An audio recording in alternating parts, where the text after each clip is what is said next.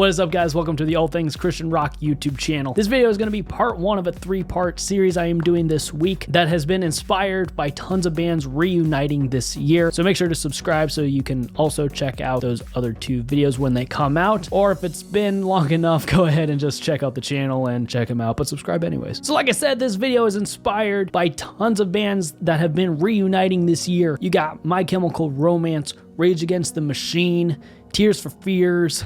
I'm pretty sure there's a big one I'm forgetting about, and I'm sure it'll come to me when it no longer matters. So here's a list of 10 Christian rock or metal bands that have broken up and reunited. Huge disclaimer, this was a really hard list for me to put together. Some of these bands I don't even listen to. Whenever I'm going to have videos like this where I need your guys' feedback, the best way to do that is by heading to the All Things Christian Rock Facebook page, hit like, and I will be asking you guys questions like this. With that said, if you get to the end of this video and I did not mention a band that you think should have been mentioned, comment below. Secondary huge disclaimer as we're beginning some of these, I am using the term reunited pretty loosely. Number one on this list, we have Pillar. Pillar were one of the fundamental Christian new metal hard rock bands of the early and mid 2000s. Every single one of their records really hit home with me. Then after their 2010 record Confessions, they kind of just stopped. Of course, give it a few years and they kind of started teasing the idea of maybe doing music again. They did a Christmas song, and then fast forward a little later, and then we got the 2015 release of One Love Revolution. When the record dropped, they also did a handful of shows, but ever since then they kind of dropped off again. So it's like, it was a real reunion? I don't know. It's like a short-term thing. It's hard to say, but they do post on their social media very frequently, still talking about different musical endeavors that they have or personal endeavors. So if you care about them as people, make sure you're following them on Facebook or whatever, and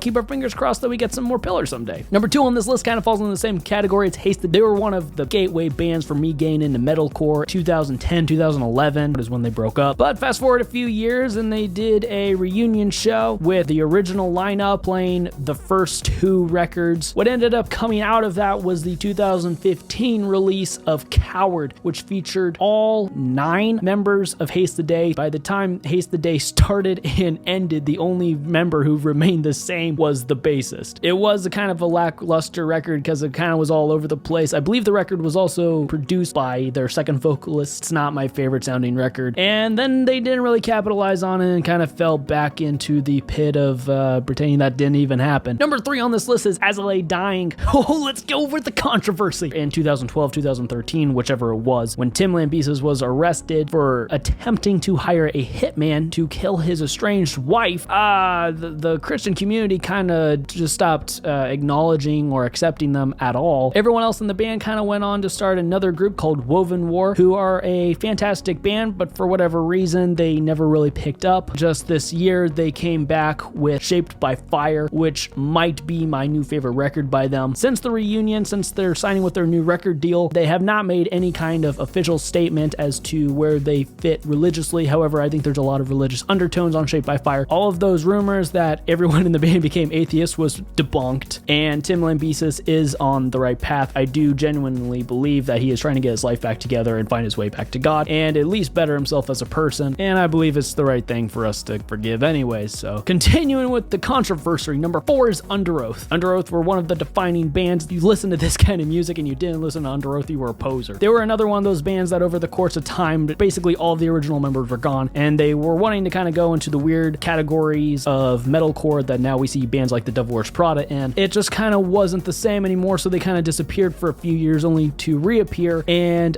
cast aside the Christian label very openly. So this is another one of those bands that maybe they don't really belong on this list, but that's why I need you guys to go like the Facebook page so that I can ask you guys for opinions. I am also thinking about doing a video specifically talking about my personal opinions and beliefs of bands that used to be Christian and are not anymore, so make sure to hit the subscribe button if that's something that would be of interest to you. Number 5 on this list is Anberlin. Anberlin are also falling into the category of bands that I talked about at the beginning of the video, where they broke up, reunited, played some shows, and now it's kind of up in the air as to what's really going on. Individually, some of them are still doing music. People who are fans of them can only hope that these reunion shows do lead to them making new music. Number 6 is Living Sacrifice. Living Sacrifice are kind of the fundamental band for modern extreme Christian metal. They broke up in the early 2000s, not long after the release of their album Conceived in Fire on Solid State Records. They reunited reunited in time to join Demon Hunter on the Storm the Gates of Hell tour. And ever since then, they've kind of been laying low key. They don't tour very much. They only play a handful of shows a year. Most of them are local shows. And they've only had 2 records since they've gotten back together. Number 7 is Stryper. Stryper have actually disbanded or gone on a hiatus a few different times over the years, but who could blame them? They've been around since, forever. They were kind of the band that made Christian metal an okay thing. And I'm actually sincerely happy that they did reunite. I grew up on Stryper. They're my dad's favorite band. Music from the last